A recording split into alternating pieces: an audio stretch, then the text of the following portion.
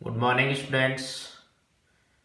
आज अपन स्टार्ट कर रहे हैं second chapter ghost law and its applications. First chapter अपना कंप्लीट हो गया था।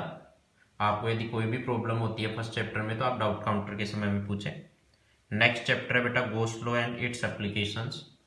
देखिए आरबीएसई बोर्ड और सीबीएसई बोर्ड दोनों के पर्पज से ये चैप्टर काफ़ी इंपॉर्टेंट होता है। Actually it's also a part of electrostatics. इसमें से बेटा 4 मार्क्स का क्वेश्चन मोस्टली 95% चांसेज रहते हैं। 4 मार्क्स का क्वेश्चन मोस्टली आरबीएसई बोर्ड के एग्जाम में आता रहता है गोस लॉ पर बेस्ड। तो Gauss law and its applications chapter को स्टार्ट करने के लिए सबसे पहले अपन वो बेसिक चीज़ें पढ़ेंगे जो अपने को चैप्टर में रिक्वायर्ड है, जिससे चैप्टर आगे बिल्कुल समझना आसान हो जाएगा। सबसे पहला टॉपिक है बेटा एरिया वेक्टर। एरिया तो सब जानते हैं, एरिया वेक्टर। कोई पूछ ले आपको कि area is a vector quantity और scalar quantity, students it considered both scalar और वेक्टर। जो एल्जेब्रिकली अपन एरिया कैलकुलेट करते हैं, ज्योमेट्रिक एरिया कहीं भी कैलकुलेट करते हैं, जैसे 10th क्लास तक आप स्क्वायर का एरिया पढ़ते थे, आप रेक्टेंगल का एरिया पढ़ते थे, सर्कल का एरिया पढ़ते थे, सबके फॉर्मूले पढ़े, pi r square a square length into width. उनमें कहीं भी आपने डायरेक्शन शो नहीं की। इसका मतलब वहां उस ज्योमेट्रिकल एरिया को अपन स्केलर कंसीडर करते थे। लेकिन फिजिक्स में इलेक्ट्रिक फ्लक्स, मैग्नेटिक फ्लक्स, ये अपन इलेक्ट्रोमैग्नेटिक्स में पढ़ेंगे, दोनों में एरिया को वेक्टर कंसीडर करेंगे। अब वेक्टर कंसीडर करेंगे तो मैग्नीट्यूड तो आपको पता है, वही जो आप पढ़ते हैं 5th क्लास से पढ़ने लग जाते हैं, 6th क्लास से पढ़ने लग जाते हैं एरिया का मैग्नीट्यूड। तो बट उसकी डायरेक्शन किधर लेंगे उसके बारे में अपने को थोड़ा सा पढ़ना पड़ेगा। डायरेक्शन यदि अपन नहीं समझ में आएगी तो बेटा फ्लक्स नहीं समझ में आएगा, फ्लक्स नहीं समझ में आएगा तो फिर गोस लॉ का काम ही नहीं है। तो थोड़ा सा अपन लिंक करते हैं, एरिया वेक्टर के बारे में पढ़ते हैं। और एरिया वेक्टर भी सबसे पहले मैं आपको बता रहा हूं for 2D surface. For 2D surface बेटा, फॉर 2D सरफेस, फिजिक्स में 2D सरफेस को अपन ओपन सरफेस बोलेंगे। Open surface. देखिए क्या बात है, एरिया वेक्टर की क्या डायरेक्शन होती है। मैं आपको एक्सप्लेन करने के लिए एक एग्जांपल देना चाहूंगा। Suppose it is x axis, it is y axis and it is z axis, and simply it's a square. Origin O, A, B and C. Let the each side of the square is A. My question, what is area vector of this square? इस square का area vector क्या होगा। देखिए आपको पहले भी मैं ये बात बता चुका हूं, दोबारा आपको मैं एक्सप्लेन कर देता हूं। स्टूडेंट्स वेक्टर आपने कहीं भी लगा दिया, इसका मतलब आपको magnitude as well as direction दोनों को एक्सप्लेन करना पड़ेगा। चलिए ये तो ए वेक्टर, बताइए मैग्नीट्यूड कितना है। अबे बिल्कुल अच्छी सी बात है, मैग्नीट्यूड हो गया बेटा a into a square. Side into side नहीं होता है क्या, तो मैग्नीट्यूड तो हो गया a square. Is it correct explanation? No, because of a vector never can be equal only magnitude. If you want to explain completely a vector, you have to mention direction also. Yes or no? Direction बताइए इस area vector की direction किधर होगी।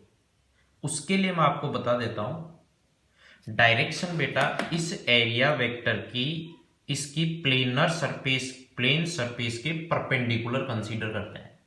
किधर consider करते हैं, plane surface के perpendicular. Clear. अब कुछ कहते हैं कि सर परपेंडिकुलर भी दो होती हैं, एक ऊपर की ओर प्लेन के लिए और एक नीचे की ओर। आपकी मर्जी है भाई, आप ऊपर की ओर कंसीडर करें चाहे नीचे की ओर करें।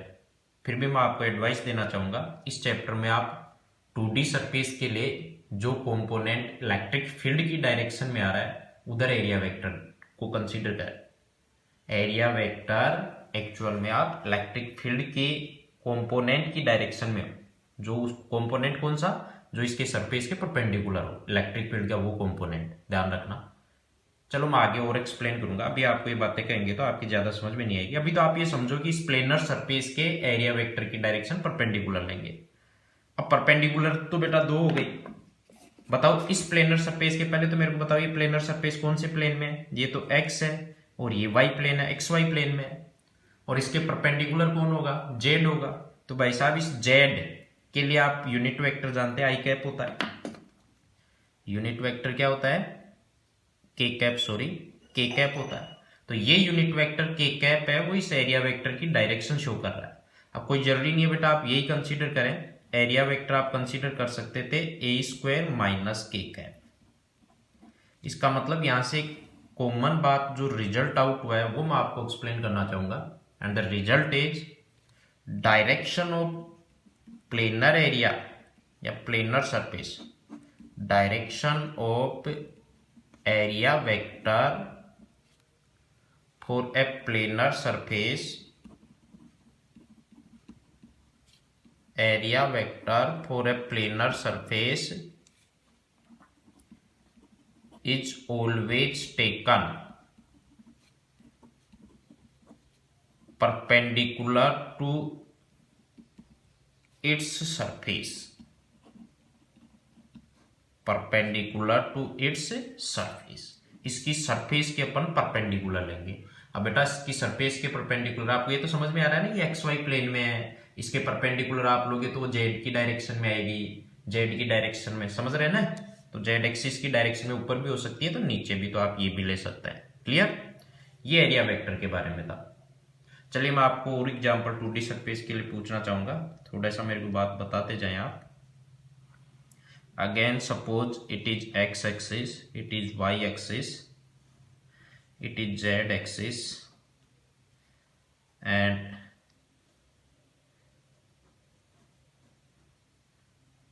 it's a rectangle which has length L and width B. Tell me area vector of the rectangle.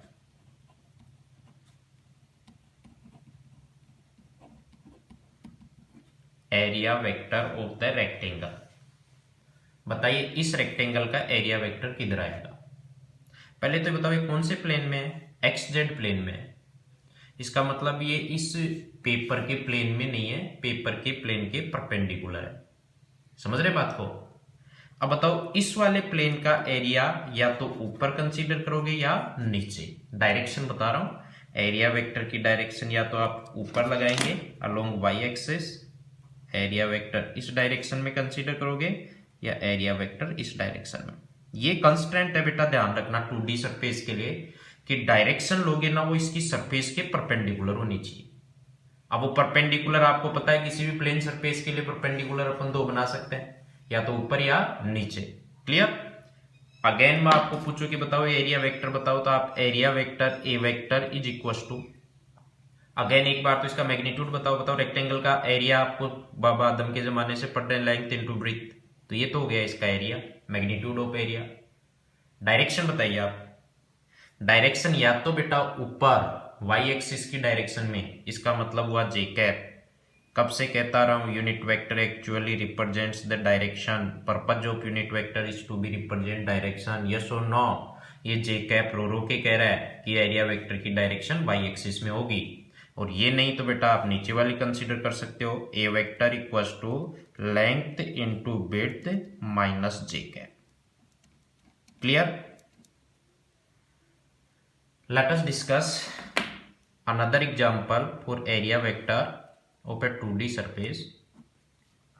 Come to next example. Suppose students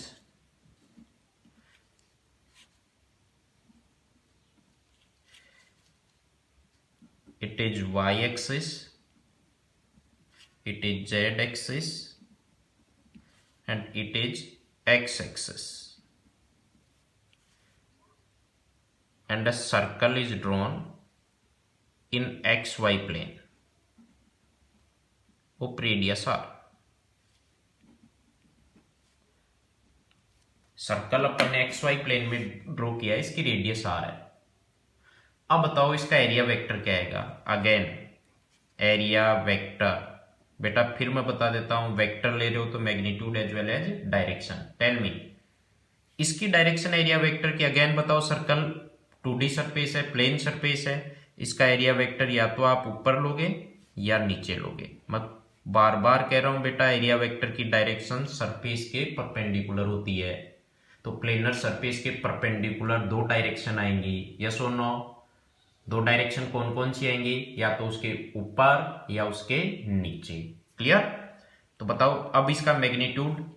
magnitude तो एरिया का आपको पता है, पाई आर स्क्वायर, फॉर्मूला आप पहले से जानते हैं। ये तो इसका मैग्नीट्यूड हो गया।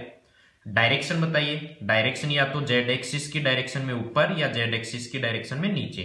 ऊपर है तो बेटा प्लस के कैप, और नीचे है तो बेटा एरिया वेक्टर आएगा ए वेक्टर इज इक्वल टू क्या आएगा बताओ? पाई आर स्क्वायर माइनस के cap. Clear?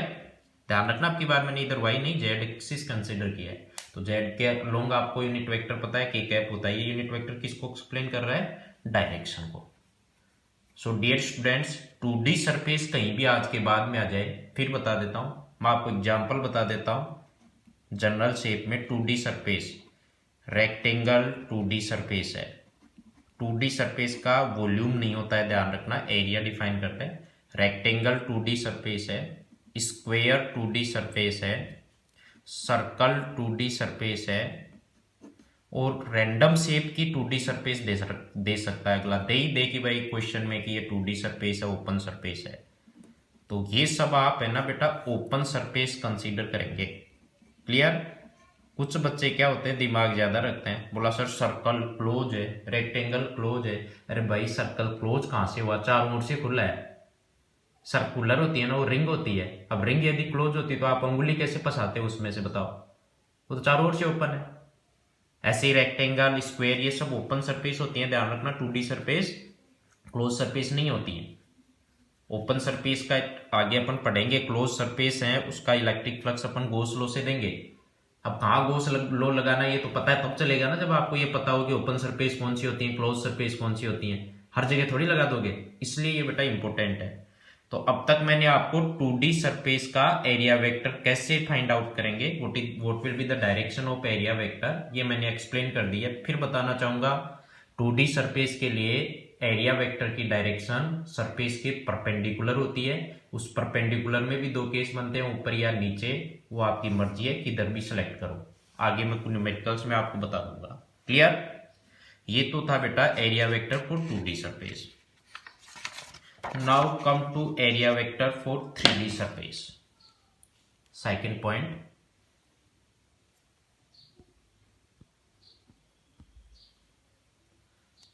area vector for 3D surface.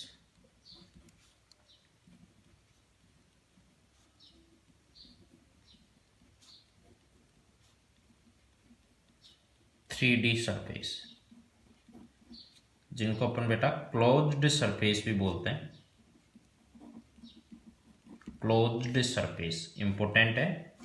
3D surface के लिए एरिया वेक्टर के बारे में क्या है वो मैं आपको बताना चाहूंगा। चलिए सबसे पहले क्लोज सरफेस के लिए अपन एरिया वेक्टर ड्रॉ करते हैं। इसके लिए भी मैं एक एग्जांपल आपको बताता हूं। विदाउट एग्जांपल यदि आप बात आपके समझ में नहीं आएगी। It is x axis, it is y axis, it is z axis and the cut point is called origin।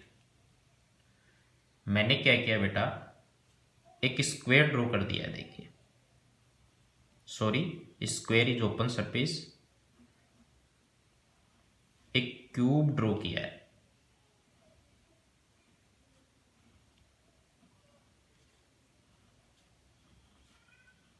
ये देखिए, एक क्यूब ड्रॉ कर दिया है। क्यूब बेटा एक क्लोज सरफेस होती है, ध्यान रखना।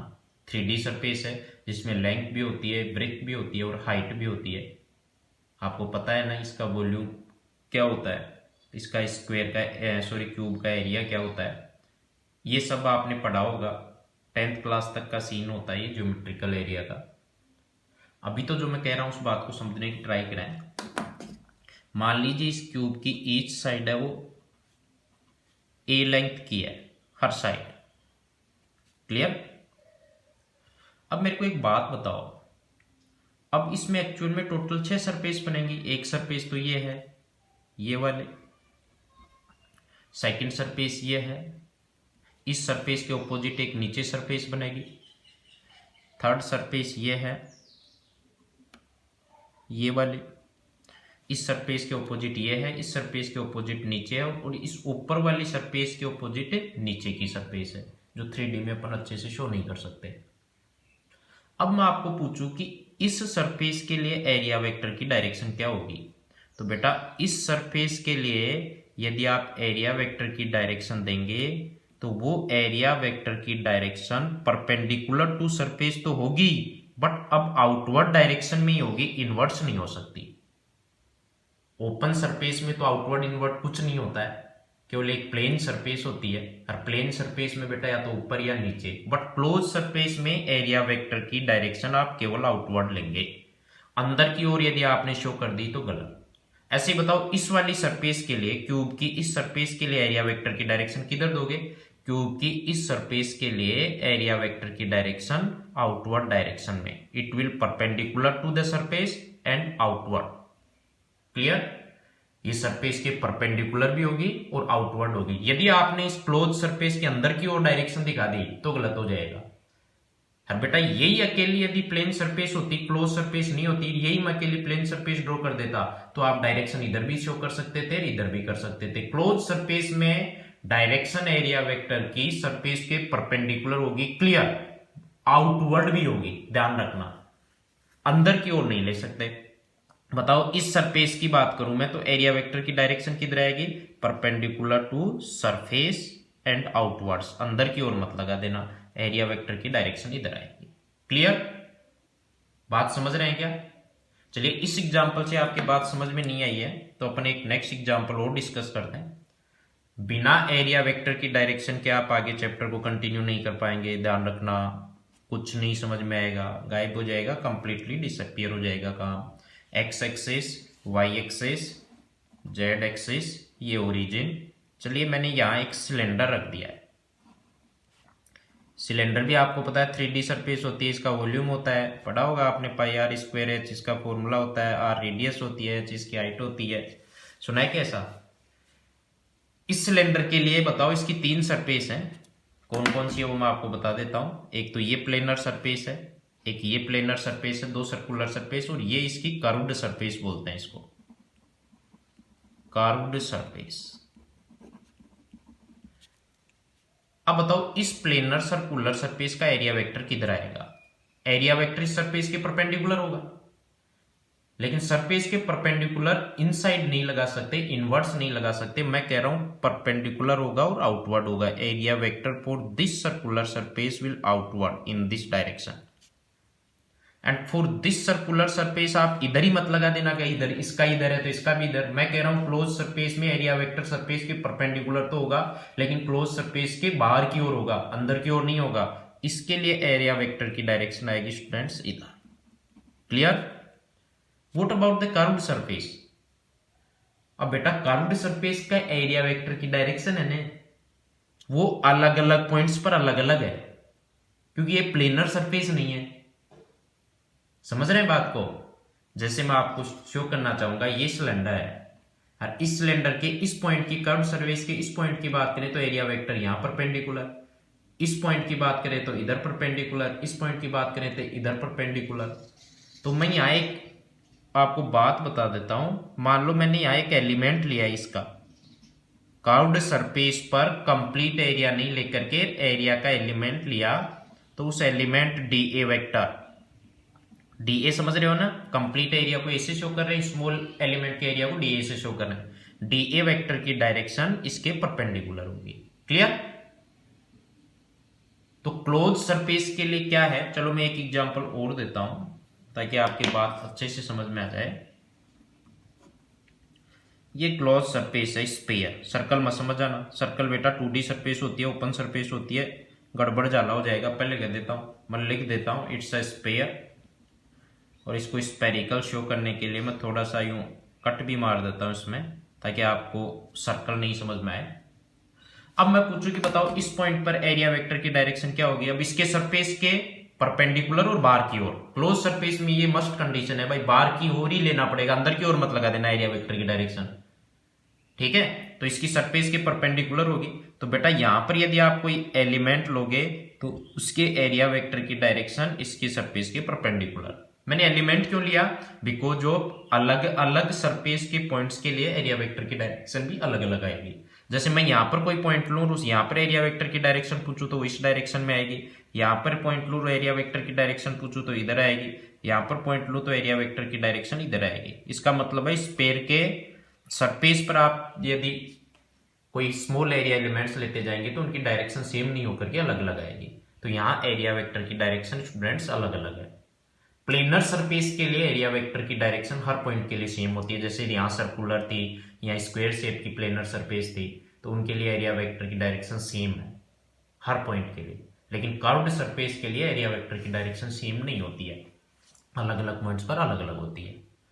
फिर भी देखो कंक्लूजन के बतौर में आपको एक ही बात एक्सप्लेन करना चाह रहा था, वो बात आपके समझ में आ जानी चाहिए थी, और वो है direction of area vector,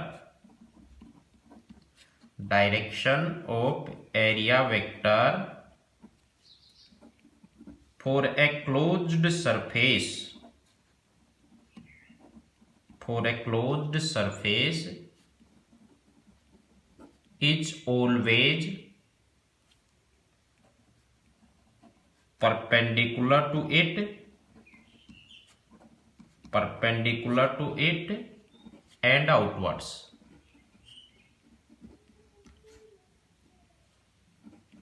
outwards। ध्यान रखना ये काम की बात है। प्लेनर सरफेस में भी सरफेस के परपेंडिकुलर होती है, क्लोज सरफेस में भी सरफेस के परपेंडिकुलर होती है, लेकिन रात दिन का फर्क है। क्लोज सरफेस में बेटा परपेंडिकुलरली आउटवर्ड ही रहेगी, सरफेस के अंदर शो नहीं करोगे कभी भी, जबकि ओपन सरफेस में किधर भी ले सकते हो। क्लियर? ये area vector for 3D surface मैंने बता दिया। 3D सरफेस को अपन क्लोज सरफेस भी बोलेंगे। मैं कुछ एग्जांपल्स जो फाइनाइट सिमेट्री के होते हैं वो मैं आपको बताना चाहूंगा। क्लोज सरफेस, सर्कल को क्लोज सरफेस नहीं, स्क्वायर को क्लोज सरफेस नहीं, रेक्टेंगल को क्लोज सरफेस नहीं। क्यों? ये 2D सरफेस हैं, हर तरीके से ओपन होते हैं। तो बताओ क्लोज सरफेस कौन कौन से हुए? क्यूब हुआ, क्यूबॉइड हुआ, स्फीयर हुआ, सिलेंडर हुआ, कोन हुआ, and any random shape close surface दे सकता है। अगला लिख ही दे कि इट्स ए क्लोज सरफेस, तो फिर शेप का मतलब ही नहीं है, कोई सी भी शेप हो। कुछ फिक्स शेप होती है, उनके तो नाम अपन जानते हैं, cube, cuboid, like H. But कुछ भी आपको क्लोज सरफेस दे दे तो सोचने की जरूरत नहीं है, 3D सरफेस ही क्लोज सरफेस होगी। क्लियर? तो अब तक मैंने आपको एरिया वेक्टर के बारे में बता दिया कि एरिया वेक्टर की डायरेक्शन आप किधर कंसीडर करेंगे, फॉर प्लेनर सरफेस और open surface, and for 3D surface और क्लोज सरफेस, दोनों के लिए एक्सप्लेन कर दिया area vector. Now come to the next topic, that is electric flux. Very important topic, electric flux, जिसको अपन फाई ई से डिनोट करते हैं। एक्चुअली फ्लक्स को फाई से डिनोट करते हैं, लेकिन आगे मैग्नेटिक फ्लक्स भी आता है, इसलिए अपन दोनों जगह कंफ्यूज ना हो, इसलिए मैंने फाई के सबस्क्रिप्ट में ई लगा दिया है। इसका मतलब है इलेक्ट्रिक फ्लक्स। मैग्नेटिक फ्लक्स में अपन बी लेंगे इसके सबस्क्रिप्ट में, तो आपको पता चल जाएगा। Electric flux phi E. Clear? हाँ, क्या होता है इलेक्ट्रिक फ्लक्स, इसके बारे में थोड़ी सी बात करते हैं अपन। पहले समझने की ट्राई करते हैं, बाद में देखेंगे। देखिए, सपोज करो ये एक प्लेनर सरफेस है,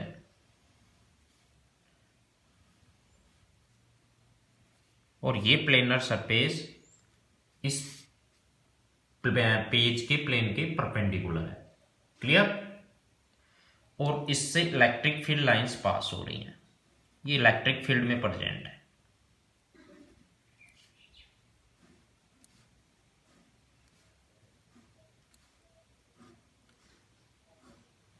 ये इस इलेक्ट्रिक फील्ड में प्रेजेंट है। इलेक्ट्रिक फील्ड लाइंस याद आ रही होंगी ना आपको, मैंने फर्स्ट चैप्टर में डिस्कस किया था। इलेक्ट्रिक फील्ड लाइंस याद आ रही है कि imaginary lines and actually represents, graphically represents the electric field. ये इस इलेक्ट्रिक फील्ड में प्रेजेंट है। क्लियर? चलो कोई बात नहीं। कितनी नंबर ऑफ फील्ड लाइंस इस सरफेस के परपेंडिकुलर पास हो रही हैं? इस सरफेस के, प्लेन सरफेस के कितनी number of field lines perpendicular pass हो रही हैं, उसी को अपन इसका फ्लक्स बोलते हैं बेटा। तो इलेक्ट्रिक फ्लक्स की डेफिनेशन क्या हुई मेरे को ये बताओ। Electric flux linked with any surface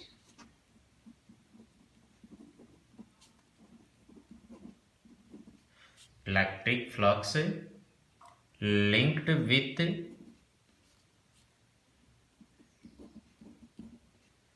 any surface inside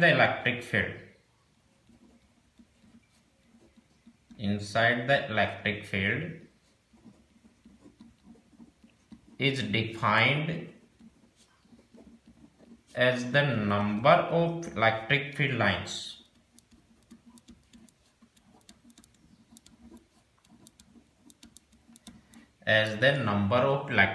lines passing through the surface perpendicularly.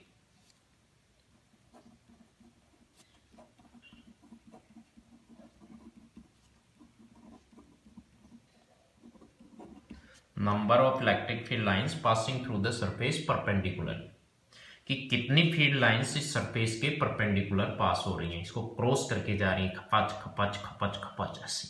Clear.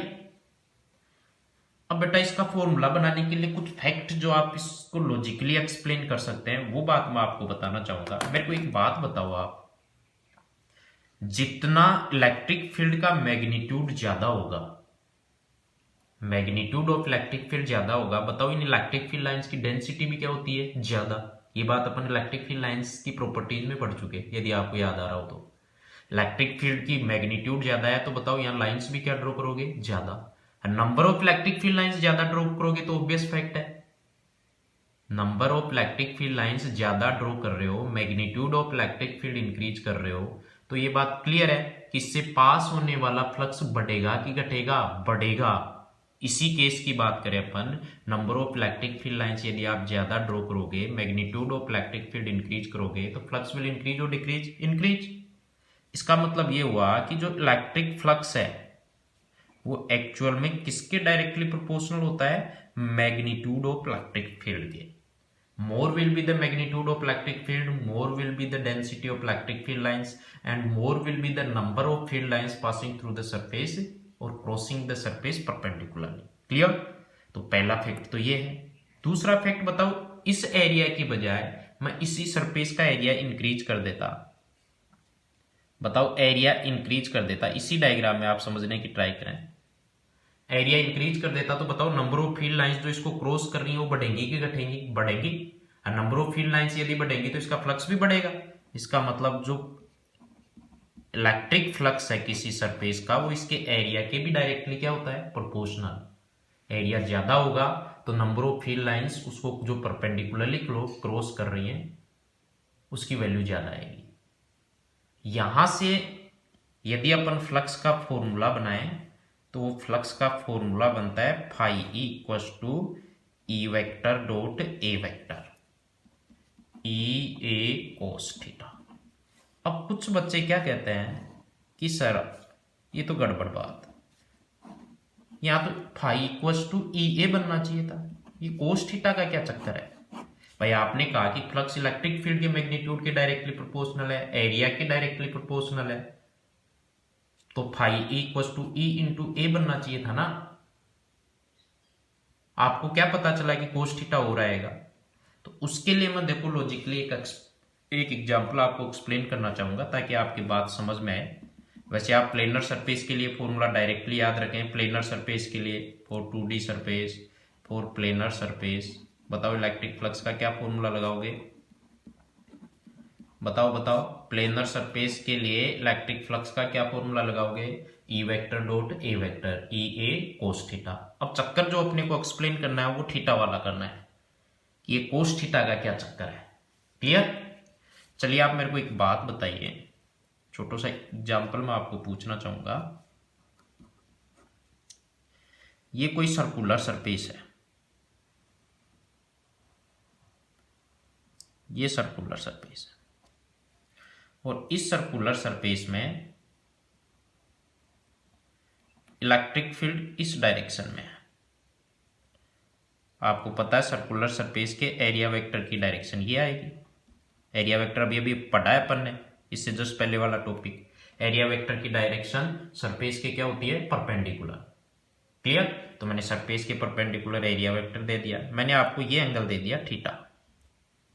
अब मेरे को ये बात बताओ, इस सरफेस का फ्लक्स इस ई के कौन से कंपोनेंट के कारण होगा। ये तो पता नहीं, ई का इधर थीटा की एरिया वेक्टर की डायरेक्शन में जो कंपोनेंट आएगा वो तो आएगा ई कोस थीटा, और इस सरफेस के पैरेलल डायरेक्शन में जो कंपोनेंट आएगा वो आएगा ई साइन थीटा।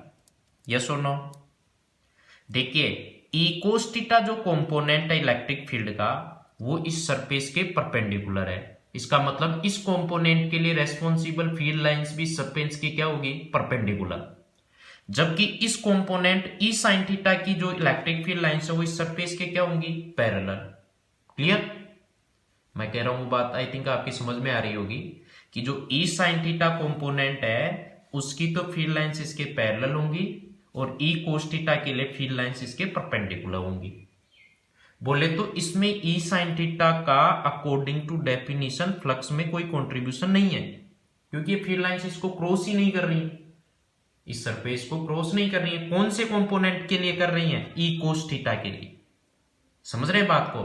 तो बताओ अब आप फ्लक्स का फॉर्मूला लिखोगे तो इलेक्ट्रिक फील्ड के प्रोपोर्शनल की ई कोस थीटा के, ई कोस थीटा इंटू ए, और इसको यदि आप बेटा लिखोगे तो फ्लक्स का फॉर्मूला बनेगा phi equals to E vector dot A vector. And the very important thing जहां पर गलती होती है, मिसकॉन्सेप्शन दिमाग में होता है, ये थीटा एंगल किस किस के बीच का है वो मैं आपको बता देता हूं। Here the angle theta, here the angle theta is in between E vector and A vector. Electric field और एरिया वेक्टर के बीच का एंगल होता है। देख लीजिए यहां पर आप क्लियरली, ये इलेक्ट्रिक फील्ड है, ये एरिया वेक्टर है, इसके बीच का एंगल थीटा है। समझ रहे बात को। यदि मैं ये एंगल आपको थीटा दे देता तो बेटा फिर ये थीटा एंगल नहीं चलता, क्योंकि ये थीटा ई और इसके प्लेन के बीच में है, न कि एरिया वेक्टर के बीच में। समझ रहे हैं ना बात को। आगे इस पे क्वेश्चन भी करवाएंगे, गलती नहीं करें। थीटा एंगल जरूर आप एक बार ऑब्जर्व करें कि किसके बीच का दे रखा है। देखो दो टाइप से क्वेश्चन आ जाता है, angle between E vector and A vector दे दिया, एरिया वेक्टर दे दे, तो सोचने वाली बात ही नहीं, डायरेक्ट ये कोस थीटा है। बट कभी कभी एंगल है ना बेटा, इस प्लेनर सरफेस और इस ई वेक्टर के बीच का ये दे देता है। हर बच्चे फिर भी ये कोस थीटा ही लगाता है, बेटा ये एंगल थीटा दे दिया तो ये ई के और ए के बीच का थोड़ा है, ई और ए के बीच का तो 90 माइनस थीटा आएगा। यस और नो।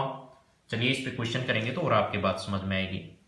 अभी तो आपकी ये बात समझ में आ जाना चाहिए था कि इलेक्ट्रिक फ्लक्स का फॉर्मूला होता है ई वेक्टर डॉट ए वेक्टर, जिसको बोलते हैं ई A cos theta. Clear.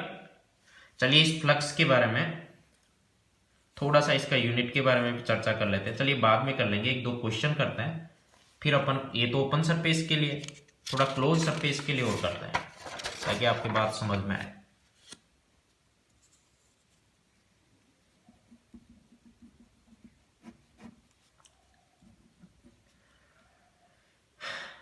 Students, मैं आपको ऐसे कोई रैंडम शेप का क्लोज सरफेस दे देता ऐसे, और इसके लिए इलेक्ट्रिक फील्ड दे देता कि इसमें इलेक्ट्रिक फील्ड प्रेजेंट है, कैसा भी electric field, uniform non uniform, फिर इसका फ्लक्स पूछता तो आप कहते सर अब तो थीटा हर पॉइंट के लिए अलग अलग है। तो ऐसे केस में आप क्या करते हैं, इसको छोटे छोटे स्मॉल एरिया एलिमेंट्स में डिवाइड कर लेते हैं। ये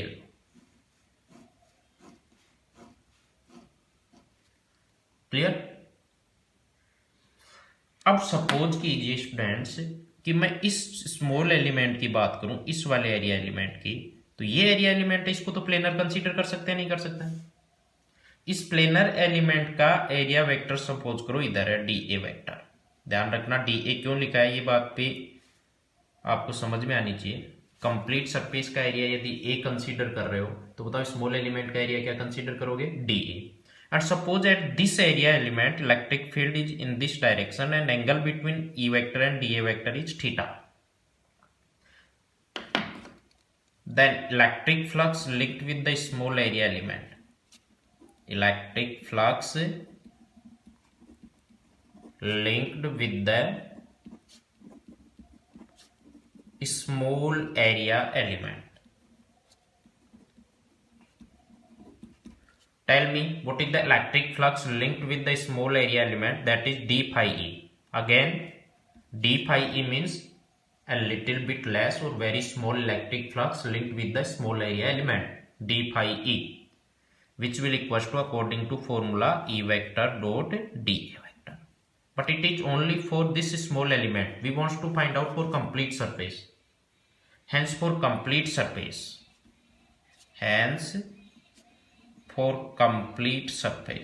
Tell me what will be the electric flux for the complete surface. You will integrate both sides. d phi e integrate E vector dot dA vector within the limits of area vector. d phi e का integration क्या आएगा बताओ? phi e integration E vector dot dA vector. ये flux का formula बनेगा. ये बेटा आप किसी भी सरफेस के लिए अप्लाई कर सकते हैं. E vector dot A vector यदि आप कहीं भी अप्लाई कर रहे हो तो वो यूनिफॉर्म इलेक्ट्रिक फील्ड में केवल प्लेनर सरफेस के लिए एप्लीकेबल है. और ये वाला फॉर्मूला है, चाहे इलेक्ट्रिक फील्ड यूनिफॉर्म हो, नॉन यूनिफॉर्म हो, चाहे सरफेस की शेप कैसी हो, डजंट मैटर, ये फॉर्मूला वर्क कर जाएगा. Integration E vector dot dA vector. Clear? चलिए, ये तो आपको मैंने close surface, open surface, random shape की सरफेस सबके लिए फ्लक्स का फॉर्मूला बता दिया, फ्लक्स की डेफिनेशन बता दिया, इलेक्ट्रिक फ्लक्स क्या होता है. कुछ स्पेशल पॉइंट्स पर आइए आप. Some special points.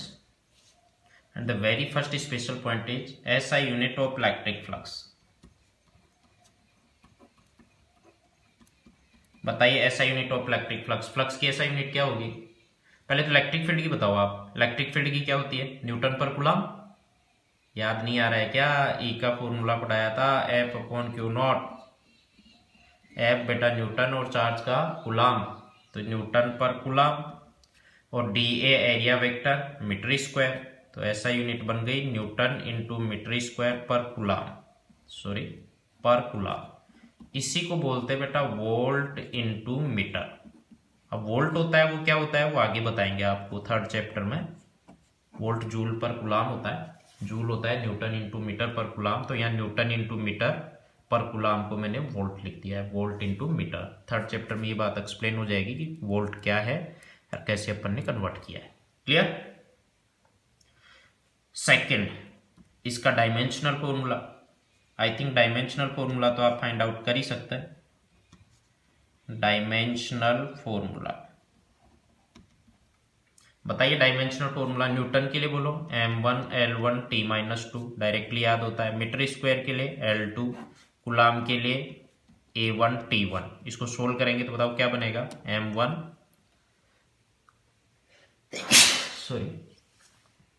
m1 आगे बताओ. L की पावर 3 हो गई, 2 और 1 3. T की पावर बोलो, T की पावर -3 एंड A की पावर -1. ये इसका डायमेंशनल फॉर्मूला हो गया. सोल्व कर लेना ध्यान रख करके. क्लियर? इसके बाद में थर्ड स्पेशल पॉइंट बताओ. Flux is a scalar quantity और वेक्टर क्वांटिटी. स्केलर क्वांटिटी, दो वेक्टर्स का यदि आप डॉट प्रोडक्ट करवाओगे तो डॉट प्रोडक्ट से जो क्वांटिटी मिलती है वो स्केलर होती है. हाँ, क्रॉस प्रोडक्ट होता तो फिर क्वांटिटी कौन सी आती? Vector. So electric flux is a scalar physical quantity. Electric flux is a scalar physical quantity.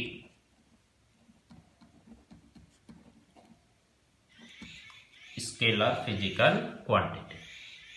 This is all about related to electric flux. तो इलेक्ट्रिक फ्लक्स के बारे में बेटा मैंने आपको एक नहीं दो अलग अलग बातें बताई हैं. फ्लक्स का फॉर्मूला आप phi equals to E vector dot A vector use करोगे. वो फॉर्मूला केवल किसके लिए एप्लीकेबल है? It is applicable for planar surface in uniform electric field only. In uniform electric field. और ये सब फॉर्मूले की बात करें अपन, integration E vector dot d A vector applicable for all surfaces in all types of electric field. यदि electric field अलग भी दे रखा हो तो वो अपने को डिपेंडेंस देगा कि वेरिएबल कैसे है, कैसे चेंज करेगा, एक्स के साथ कैसे चेंज कर रहा है, वाई के साथ कैसे चेंज कर रहा है। क्लियर? तो ये मैंने इलेक्ट्रिक फ्लक्स का फॉर्मूला, इलेक्ट्रिक फ्लक्स की डेफिनेशन और कुछ उसके बारे में स्पेशल पॉइंट्स और एरिया वेक्टर आपको एक्सप्लेन कर दिया है। Thank you.